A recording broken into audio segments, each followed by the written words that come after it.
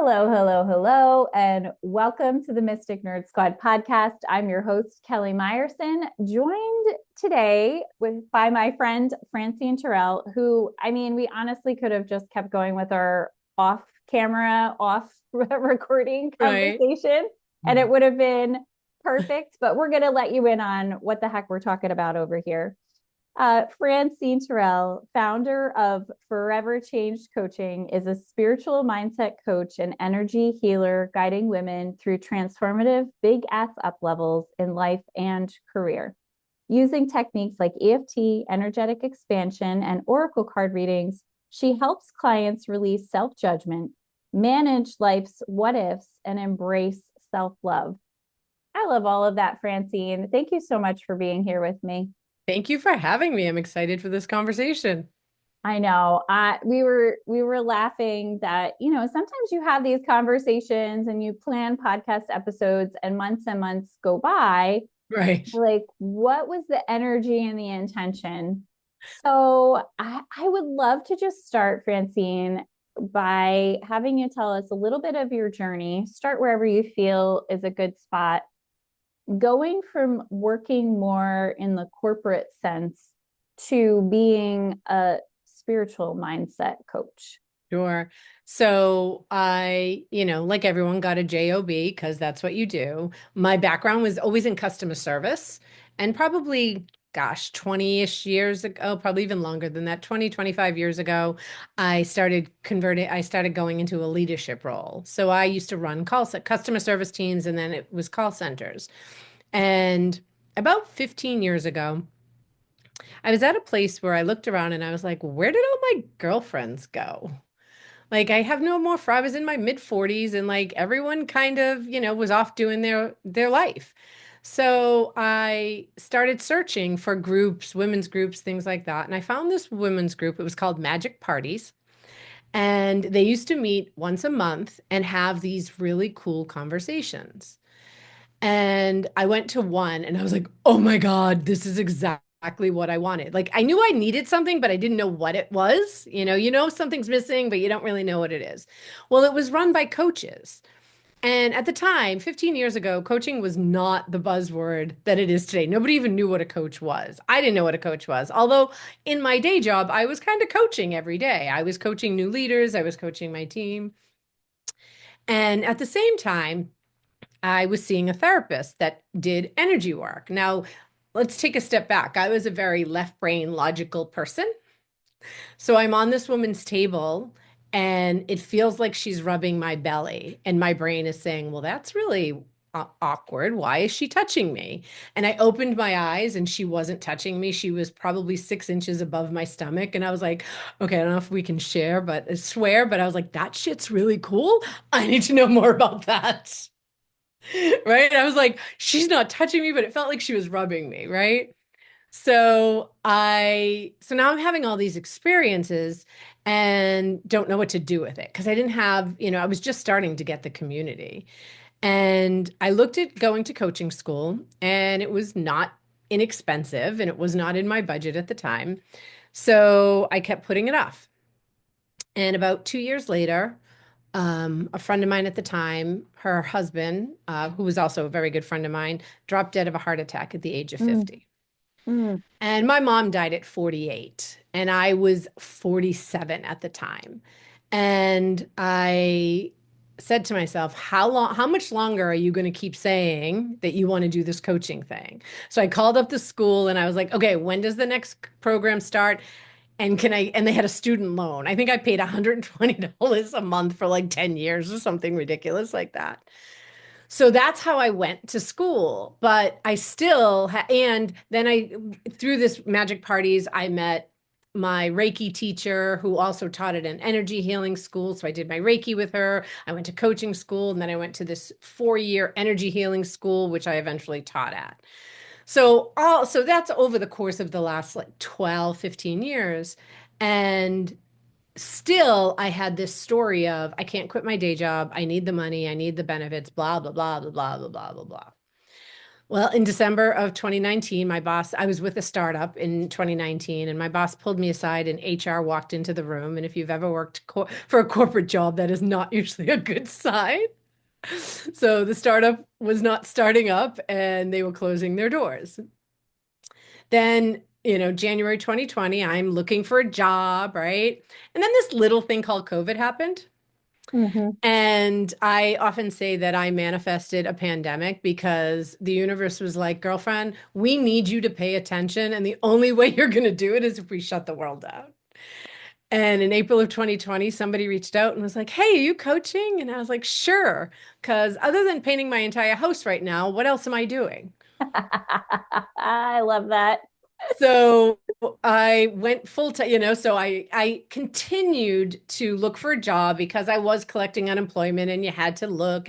But what I realized, and I work with my clients on this mind body thing, every time I had an interview, I had overwhelming anxiety Mm. because my body was like, no,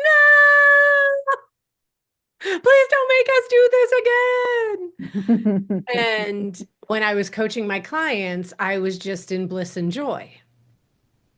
Hmm. So unemployment eventually ran out, and I looked at my husband and I was like, so I can't go back to corporate at this point. And I'm not one of those people who hated corporate. Like I miss having teams and, all that. But I listened to what my body was telling me, right? And had to learn how to trust and surrender to, not live in my head and be like, well, what about this? And what if this happens? And what if this happens? And blah, blah, blah, all those things. Yeah. That I mean, and that you put it in such a beautiful story, but we all know that it was so much deeper and wider than that in Oh, terms yeah. of what you had to go through to get to the point where that safety was felt in your body. Yeah, absolutely. Because a few years prior, I had been laid off from a job and they gave me a really hefty, like, package to stay to the end. They were closing the call center. And I was like, this is my time to do my coaching. This is it.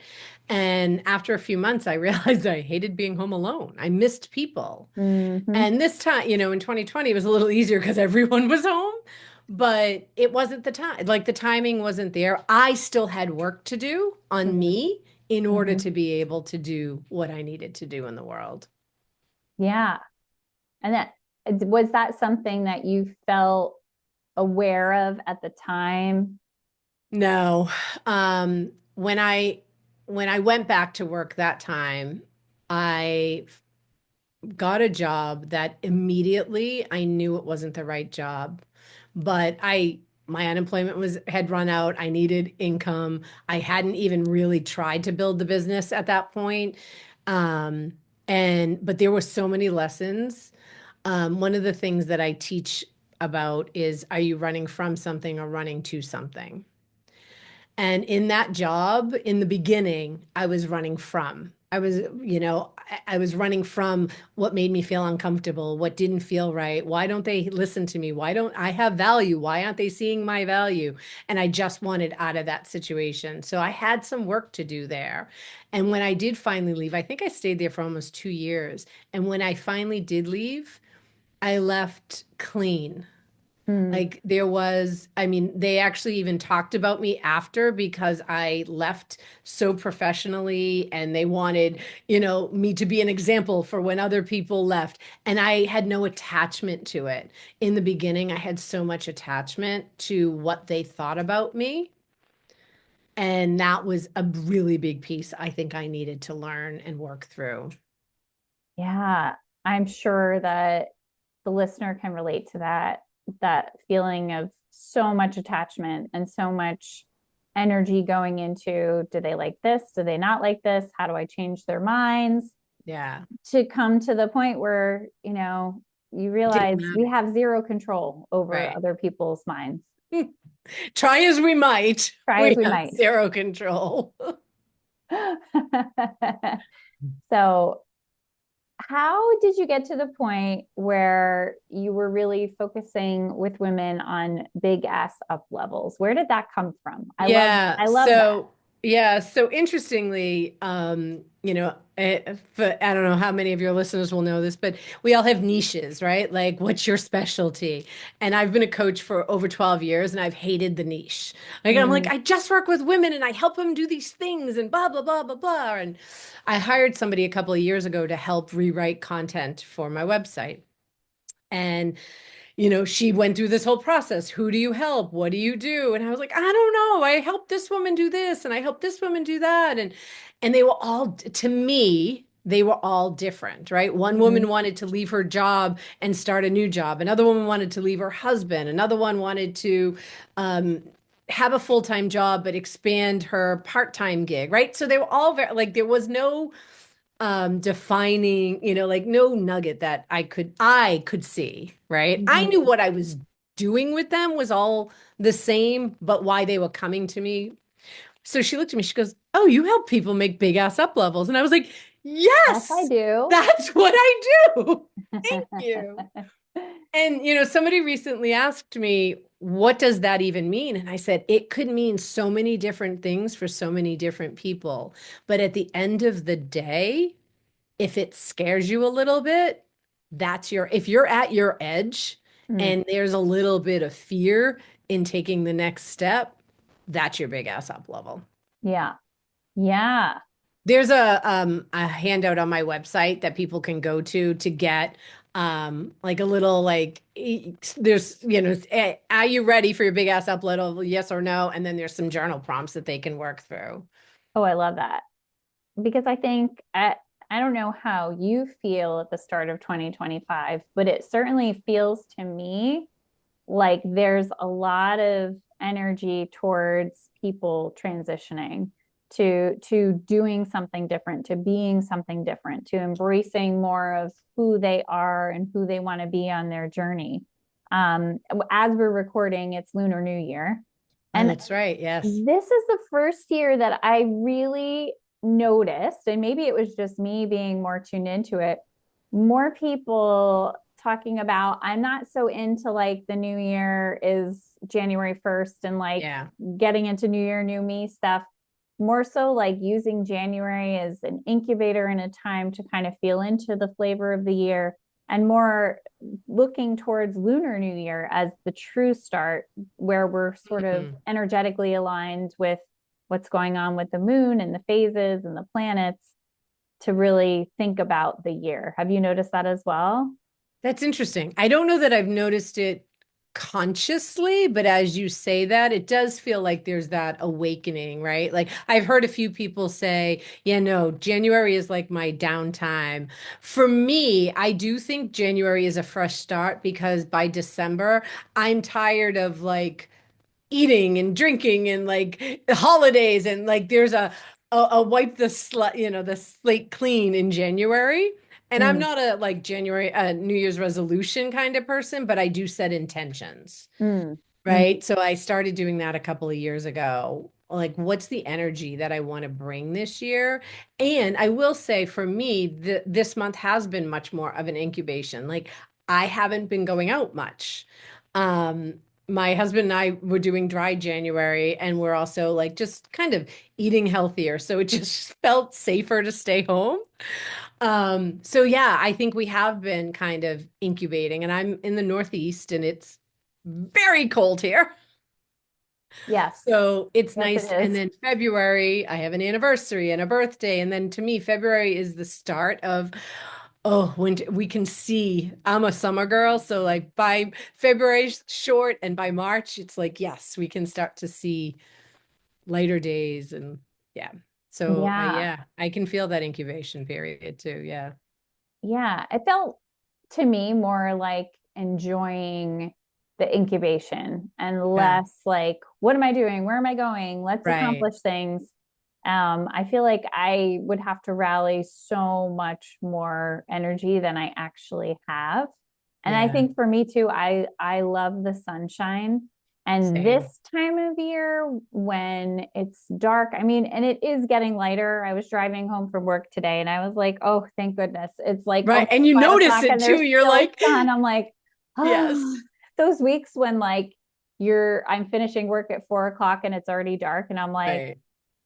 Where is my sunshine? Bring my sunshine back, please. Right? Oh my gosh. But we're done. We finished the Yeah. darkest part of the year. We're moving into the light now. Yeah. So yeah, I think there's so much about that that really brings us energy. Yeah. And sometimes I find that recoiling and pulling back and hibernating makes me feel like I'm ready to leap into action when Right. I'm ready to move again. Yeah.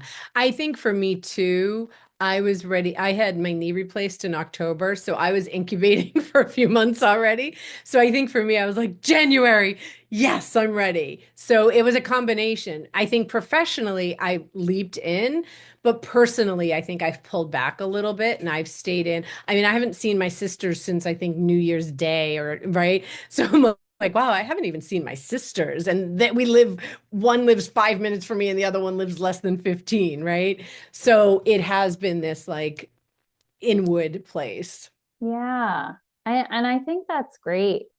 Um, I want to talk about a topic that you mentioned, and it's all about the addiction to busyness, Mm, particularly with women. So we're talking about sort of the opposite of that, really embracing those energetic flows and not always having to be committed to being with other people. yeah. You know, the way that I describe it is we have multiple addictions, right? You can be addicted to food, you can be addicted to alcohol, you can be addicted to drugs, and you can be addicted to busyness. My perspective, the difference is you're fat, you're a drunk, you're a drug addict. But when you're busy, you get atta girls. Mm-hmm. You get recognition. Look at you go. Wow, Kelly, you got so much done.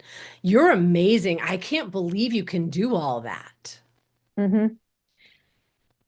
So it keeps us going. But what it also does, similar to the drugs, the alcohol, and the food, and by the way, I also used to weigh 300 pounds. So I had a food addiction as well as the busyness addiction. Um, it numbs us. Mm. It prevents us from feeling what we're feeling, right? Even today, yesterday, I was doing something that was complicated and frustrated. And I was like, I got to go eat something. And I went, wait a minute, you're not hungry. Right. Like, so, but I didn't want to feel that I'm not good enough. I'm not enough. I don't know what I'm doing. Right. All the things that were probably coming up. So I made myself sit and feel the feelings. And the busyness is the same. Oftentimes it's around worthiness. I remember when I realized for me, like I've always been somebody who worked multiple jobs. I'm like my clients, I am multi-passionate. I worked in a call center, I ran the call center. I'm a hairdresser, I'm a coach, I'm an energy healer. Like that just felt normal to me. And a few years ago, I was supposed to go to a 3-day workshop. And for some reason, at the last minute, I chose not to go. I think I just felt a little overwhelmed in my life and whatever. So I woke up on the first morning and I was reading a book. And about 30 minutes in, I said, oh, I've got to go to work. But I felt anxious. Mm. And I stopped myself. 5, 10 years ago, I would not have stopped myself. I wouldn't even have recognized that I was feeling anxious because I just would have just done the thing. And I went, okay, well, that's interesting because you have nothing to do. Like there's nothing on I mean, there's always something to do, but there was nothing on my calendar. I wasn't even supposed to be home. So I'm an EFT practitioner, and EFT is like similar to acupuncture. You tap on certain points and it gets to the subconscious. So I did a few rounds of EFT, and what I got to was if I'm not doing, I'm not worthy. Mm-hmm. And I think that's true for so many women, right? So, I mean, I know I have a story that people only want me for what I can do for them. Because I have Mm-hmm. people in my life, I don't hear from them unless they need something, right? So that's my tape, right? So my worthiness. So I've got to do for you so you think I'm worthy, Yeah. right? So if we have that story, if we have that belief, then we're going to keep going, and it makes us stop feeling the feelings, right? If we're feeling overwhelmed, we can't feel sadness, we can't feel anger, we can't feel disappointment, we can't feel whatever, fill in the other frustration, fill in the other feelings, right? We just know we've got a lot done. And I mean, I'm great at getting stuff done. right? Like I can get 10 different things done and it's not good for me. Right Hmm. now, what's interesting is when I do have a lot on my plate, when I have an abundant calendar, I actually feel more anxious now Mm. because my body is like, we don't want to be this busy. We need space. Right. Hmm. And I notice, one of my words this year is intentional. I want to be intentional with my time. I want to be intentional in the things that I do. So I've rescheduled things, right? If I have a 15-minute appointment in the middle of an hour, which breaks up an hour, I ask the person if I can reschedule it in a place where it's, right on the tail of another something else. So I have that full space. So I'm being more intentional with my time and it creates more space. Hmm. But it's not easy to do No. because it's a practice. It's a practice. Yeah, I love that you said that it's like Brene Brown says, hustling for your worthiness. Yeah. And I don't think I noticed that until I probably when I started reading Brene Brown's books a couple years ago. And I was like, well, shoot, that Right. sounds familiar, you know? Yeah. And I've definitely existed in my life that way where, I would say yes, say yes, say yes, say yes, volunteer for everything and got a reputation for like, well, if you want something done, you give it to Kelly. Like she's super busy, but she will absolutely get it done. Right. Yep. But I feel like what really happened is every time I said yes when I didn't really want to do something, or I didn't even take the time to think about it and see if it was something that made sense for me to do, maybe somebody could do a better job. Maybe I didn't need to do that. You know, I I sort of lost that sense of what actually lit me up and what made me happy. And I Right. burned out and I did functional burnout. So I was still going to work, being with people, but like just feeling like a husk of a human. And I Yeah. really think, I never really measured it, but I really think I burned out my adrenals and just lost any kind of like oomph, you Yeah. know? So I see that. I recognize that in what you said and the piece of really wanting space between. I actually took a couple years almost off of doing podcasts, talking to people, and really started fresh back in June, July, because I was like, I need some space and I wanted like some huge distance. And I took Right. that time and space. I went off of social media for a while. And I find I still like almost forget to go back on social media when I feel like it had been so reflexive for me. And Mm-hmm. now it's like I'm much more, to use your word, intentional about it, and unlikely to get stuck in it because I took such a nice break from it. Yeah. And when I came back from taking that really big break, I knew so clearly what I was worth interrupting my space and freedom with and Right. what I was not. Yeah.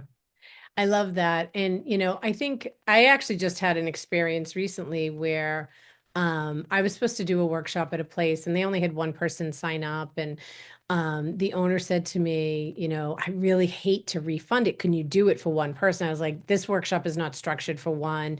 And I said, you know what? I'll offer the person an Oracle card reading. We'll do it over Zoom and she can have the recording and blah, blah, blah, blah. So the woman came back to me and she said she really wants it in person.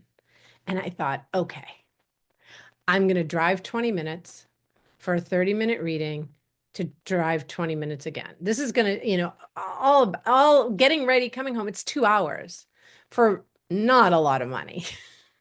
Like half of what you would pay if you went and got one on my.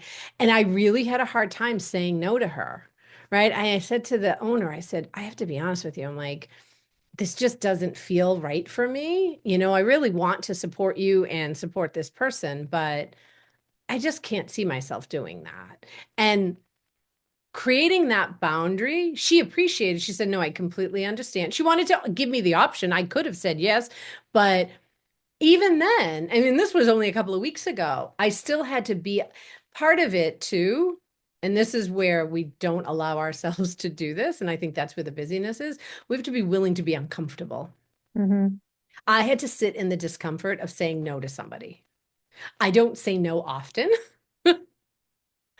And every time I do, it feels really uncomfortable. But I can say yes to everyone and never feel that discomfort, but that's at my own expense. Yeah.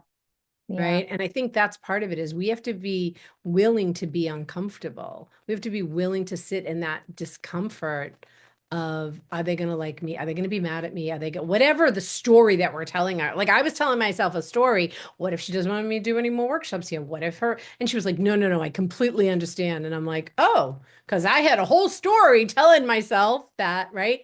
And that's how our brain works. Our brain lies to us 100% of the time. And that's why listening to your body is so important. Yes. I love that. Our brains lie to us 100% of the time. And our brains like drama because your Oh, brain likes to have a problem to solve. yes. So it's like a runaway train. It's like the argument that you practice in the shower before you go to work with your coworker that never actually even You mean occurred. I'm not the only one that does that? No, you're definitely not the only one that does that. I've talked to multiple people, lots of people who do that. And I think it's somewhat of a way of us protecting our ego and ourselves because Yeah. if we rehearse it and it happens, we're going to say the right or the better thing, but we're Yeah. also like practicing and calling in the very thing we don't want. Well, and often we're in the future or in the past and we're not present. Yeah. And I would venture to say 90+% of the time, what we're predicting to happen in the future doesn't actually happen. I came up with a mantra a couple of years ago when I found myself doing something like that. Um, I was having a mammogram, but it was um, a mammogram and then the ultrasound because they thought there was something there. And they sat me outside of my sister had breast cancer like 6 years ago. And I was sitting outside the room where she was diagnosed.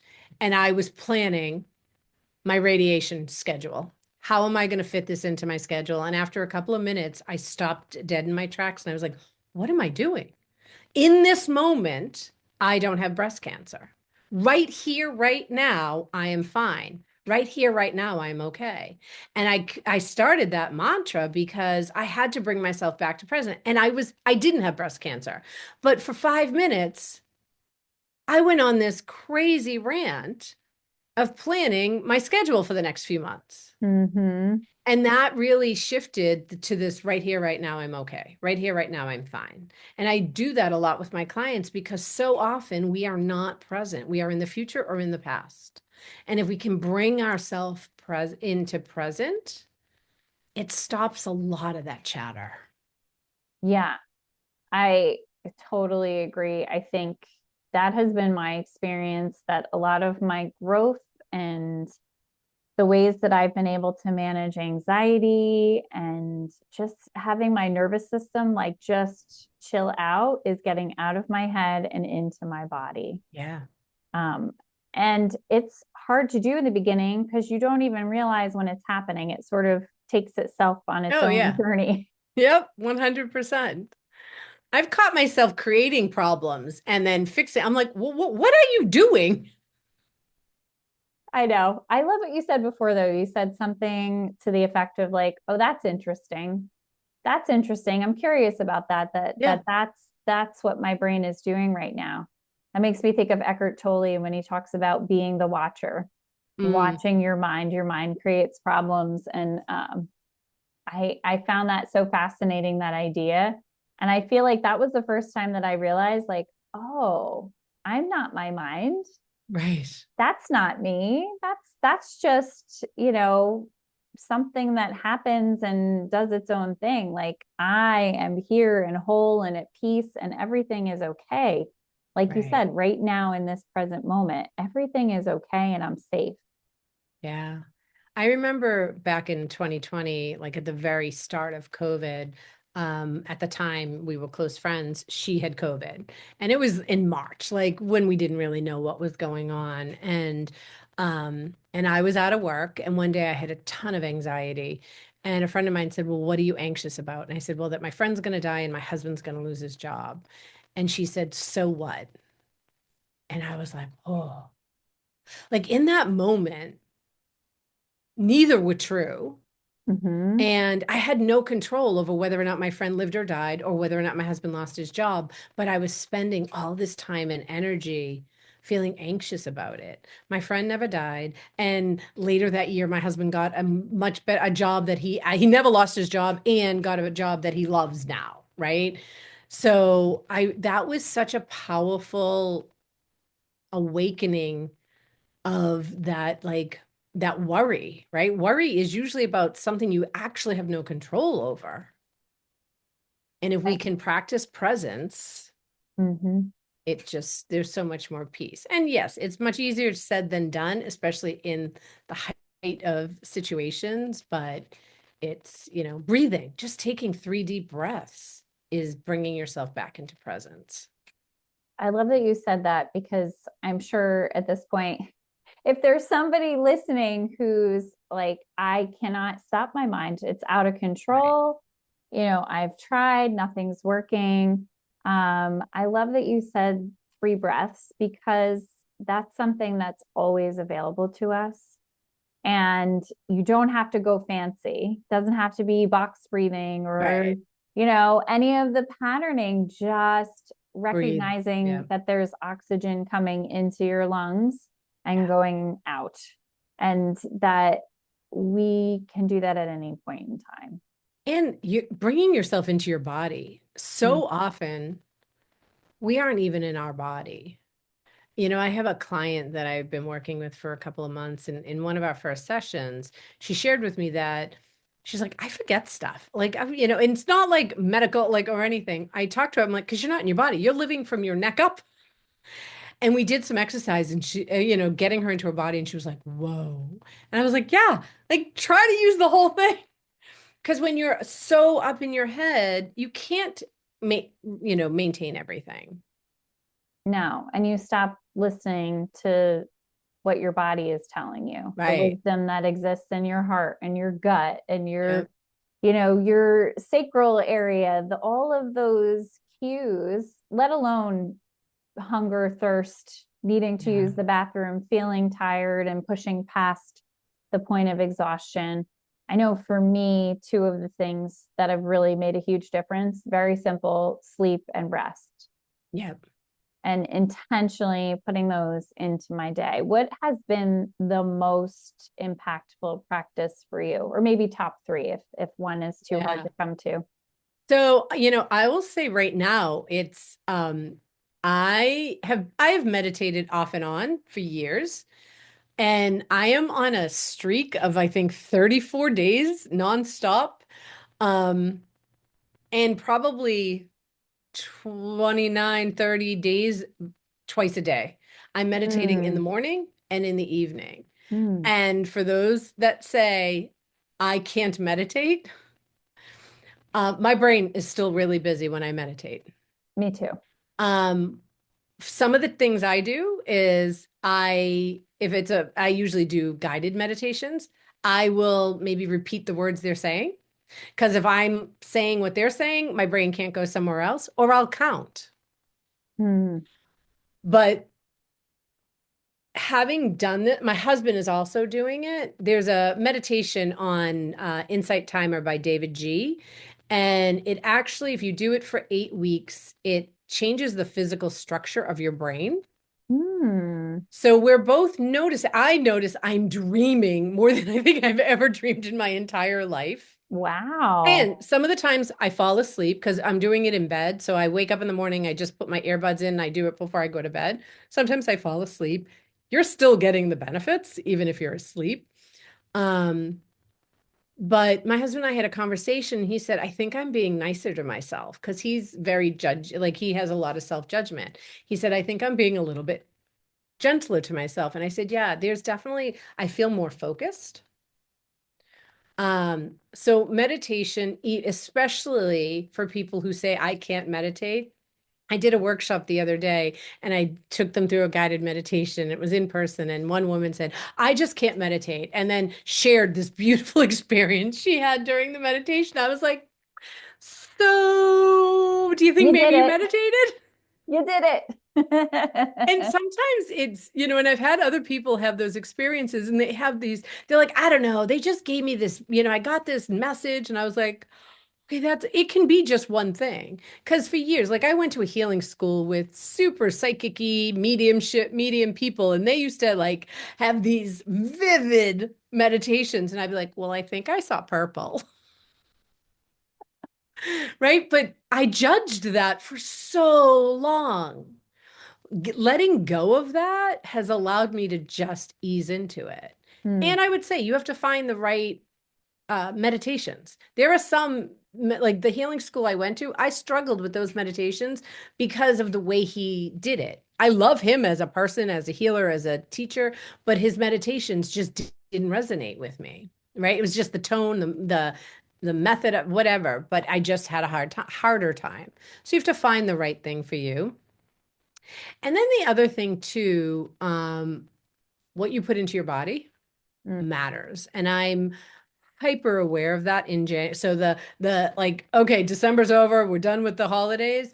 I have known for a while I had to go gluten and dairy free, but when you're in the mix of it and the whole bit, it's really hard to do that. I've had a hip replaced, I've had a knee replaced, I have joint pain. My body feels so much better without the dairy and the gluten. Hmm. And I had a bar earlier today that has whey in it. Hmm. And my nose was stuffy 2 hours later. Like I'm so hypersensitive, like paying it. And when you are quieter, you can pay attention to the things that are happening in your body. I've just always been used to having a stuffy nose. I just assumed I had all these allergies when I'm now Hmm. realizing it's what I'm putting into my body. Yeah. So I think what you put into your body, what you put into your mind, what you're putting into your soul, your spirit, really makes a difference with how you show up every day. I 100% agree. I just started in August. My doctor put me on a low FODMAP diet. I don't know if you've ever heard of I've that. heard of it. I'm not It's 100% like, familiar.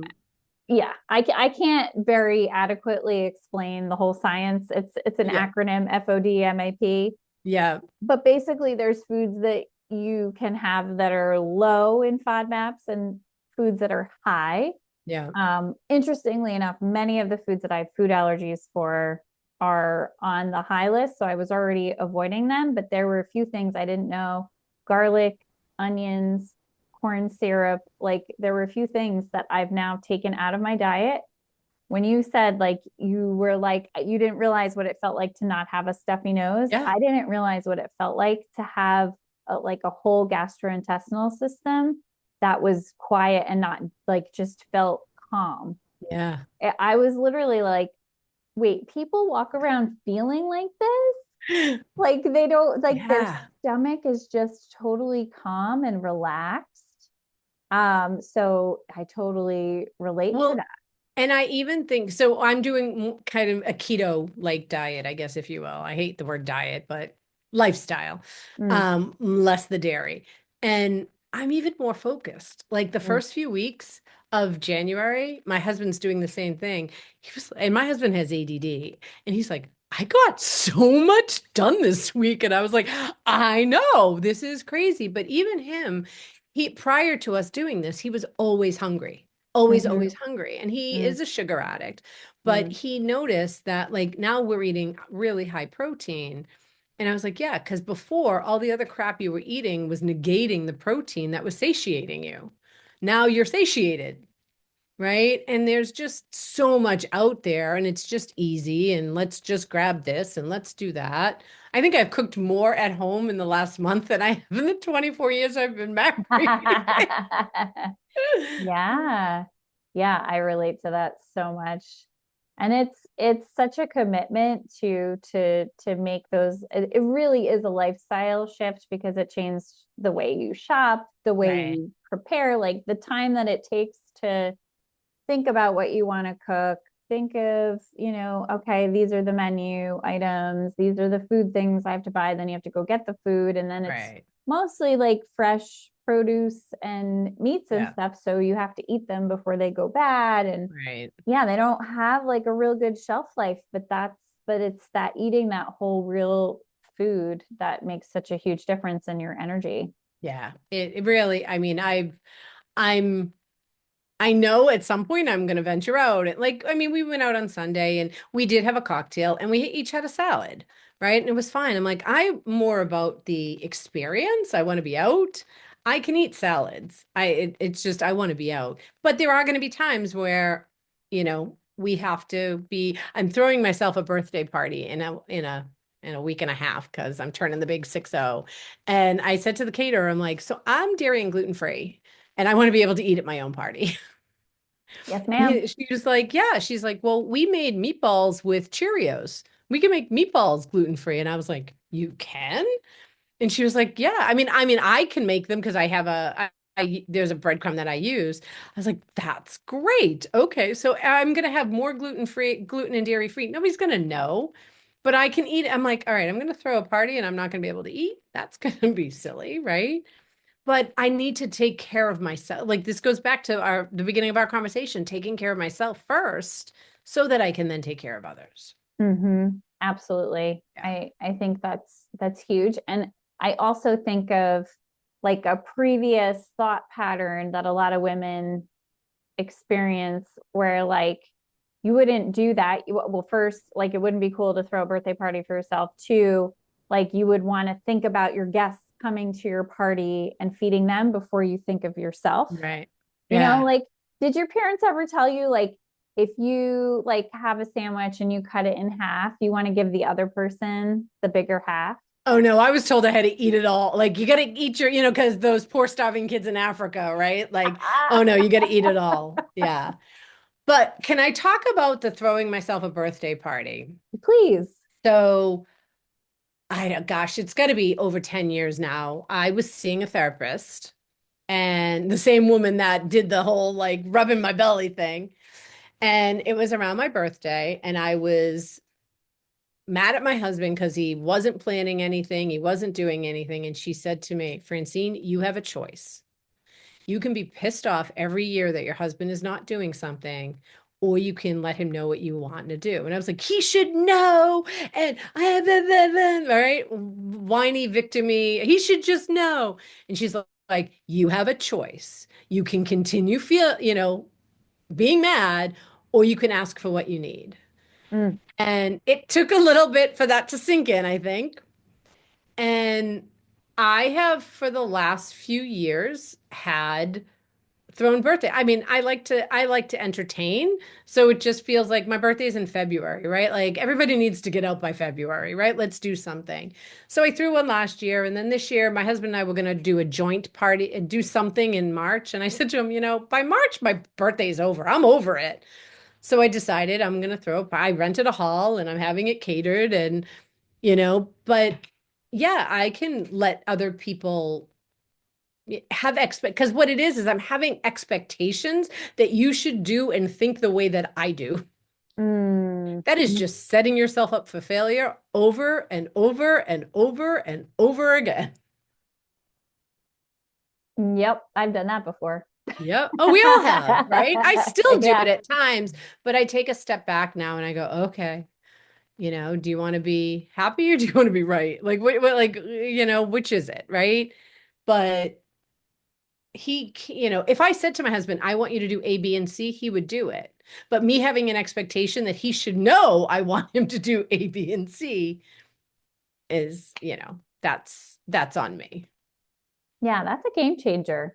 I Yeah. really love that. And I think that will be super helpful for the listener and taking that and realizing sometimes it's really just about asking for exactly what you want and not expecting people to read your mind and shifting those Right. expectations. Yeah. Yeah, because we set our expectations on everyone else, right? One of the things I love to talk to people about is traffic. right? We think everyone should drive the way, the way we do. And we get so mad at people in traffic, but what if they're on their way to see their dying mother or, they just got fired and they're distraught. We create these stories of what just happened, like what a jerk. They cut me off. And when we really don't know the full story. Yeah. I first of all, I changed my mind about driving in the car when I realized like this is free time for you to listen to whatever you want. Podcasts, books on tape, just sit in silence, talk to I miss that. myself. Working from Do home, you? I actually miss that. That's and I mean, and I live in New Jersey, so the traffic is sometimes horrendous. And I Yeah, just see that as like, well, I get a little extra me time in the car. I turn on my seat heat, it doesn't matter the time of year, it always feels good on my back, and I just really make it such a positive experience for myself. I will purposefully leave early so I can take like a more scenic route if possible. And nice. if I have to go be on the highway and stuck in the traffic with people, I'm like, hey, listen, you got to pass me. It's cool. It's cool, dude. Like, do what you Right, got to do, go where you got to go, just be safe, keep your eyes on the road. And, I just bless people as they're, cutting me off. I'm like, right. I really hope your day gets better, dude, because I don't want you to continue to carry this with you. What I think happens with the responses that we have when somebody cuts us off, and this kind of goes back to the feelings. Really, what happens is, oh my God, I just had all this fear that I almost died. But Mm, instead of sitting with that emotion, we blame the person, mm, right? mm, So, like, really, what's happening is that just scared me, and I was so frightened for my life. But it's so much easier to go, what a jerk. mm, mm. Done that too. Like this is me Right. 2.0. Like Of now, course. And I'm not going to say I still don't do it, but I catch myself and I'm come like, on. okay, what's really right? We're in the Northeast. Right. Of course. I mean, The driving is intense at I times. used to have a woman that worked for me and she always got stuck in traffic. It was the way that, I mean, where she lived, she was always going to have traffic. And she would call and she's like, I'm going to be late. I'm like, all right, have fun. See you when you get here. And it used to drive her crazy because she wanted to complain about the traffic. I'm like, you're complaining about traffic. You live 40 minutes from the office in like the road she is on heads to Boston. You are going to hit traffic unless you hover, have a hoverboard. Like it's Exactly. just Yes. yeah, it's so funny. It's so true. Oh my gosh. This feels like a great time to ask you the question that I've been asking my guests this season on the podcast. So, the question is, what does it mean to you to embrace your authentic voice? Ooh. I think, it kind of goes back to what we were talking about earlier, like actually saying no, right? Like saying what you actually really feel and think. And I think we didn't talk about vulnerability, but vulnerability is, it can be your superpower and it can also be a four-letter word for me, right? But being able to actually speak my truth. Right. And say, hey, Kelly, that thing that you did the other day didn't make me feel really good. And know that I'm not pointing the finger at you. I'm just sharing my experience in hopes that we can have an open dialogue. Mm, Right. But if I don't say that, I'm just swallowing it. mm, And then that's when the brain starts going, right? Well, I can't believe Kelly did that and blah, blah, blah, blah, blah. But if I can honestly share what I'm feeling and be open and vulnerable, you can receive it or not, but I am not swallowing my emotions. I'm not swallowing that I'm mad at you or I'm hurt or I'm whatever. And really allowing myself to express what's really coming up for me, what's really important to me. mm. I love that answer. So I'm also curious, what do you have going on for 2025? And for the listener, how do they connect with you? How do they work with you? What are the best ways to connect? Yes. So my website, foreverchangecoaching.com, they can go there and they can reach out to me through whatever, there's all kinds of buttons that will get to me on the website. Perfect. Right now, I mostly work one-on-one with clients. I do some workshops, and if they sign up for my newsletter, they'll get that. But I am going to be rolling out a program in the spring. It's called, right now, the working title is Breaking the Cycle. It's a 6-week reset for you and your business. And excuse me, I'm going to be combining EFT and conscious codes along with coaching. And EFT is, like I said, it gets to the subconscious. And conscious codes, there's, I think, 13 different codes that help release energetic blocks in your energy system. So there's shame, there's judgment, there's money stuff, there's joy, right? So what you do is you actually allow yourself to feel the shame in order to release it. Mm, Um, and when I first had that done, I don't know how wooey your listeners are, but woo-wee. okay, good. And it's, as the practitioner, I'm just guiding you to what you do. So you're putting your hands on certain chakras and saying a mantra and allowing the feeling to come up. And it lasts like 2 minutes. They're very short. Um, I actually saw myself being burned at the stake as a witch. I saw myself being dragged by my hair, getting brought to and my classmate, when she was like, well, I was like, what just happened? And I told her, and she's like, well, did you know you were a witch? I was like, look, I knew I was witchy. Did I know I was actually burned at the stake? No, nope, nope. That has never come up before. But when you think about your energetic body, it is going to carry through lifetimes, right? So some of the stuff that we were working through in this lifetime isn't even from this lifetime. But if Mm, you think about shame, right? If I was a witch in Salem, I live 40 minutes from Salem. I'm not that far from Salem, right? But if I was a witch, um, there was shame around what I was doing, right? So that's in this energetic body. So I'm going to be combining all of that to really help people release I'm going to say it, the SIG. I don't know if we can swear on this, but the you can shit. swear. Okay, the shit that's holding them back. Yeah.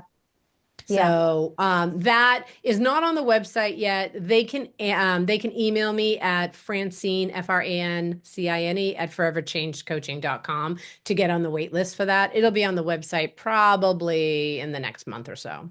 Perfect. And you can send me that link and I'll make sure Okay. to stick that in the show notes for anybody who's listening Okay, perfect. after the spring so they can connect with Yeah. you for that. That sounds fantastic. Yes.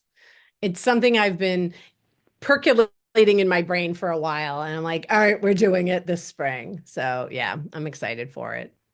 Amazing. Well, it has been so awesome to chat with you, Francine. I love your Same. story. I love your energy.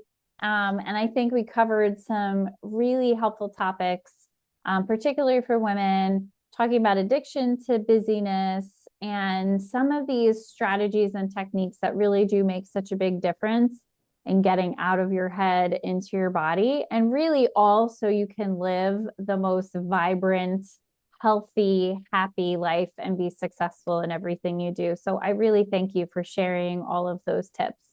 Thank you. This has been fun. It's so much fun. All right, listener, we're going to let you go, but make sure you check out the show notes for all the ways you can connect with Francine. And we'll see you next time on the podcast. Bye for now. Bye.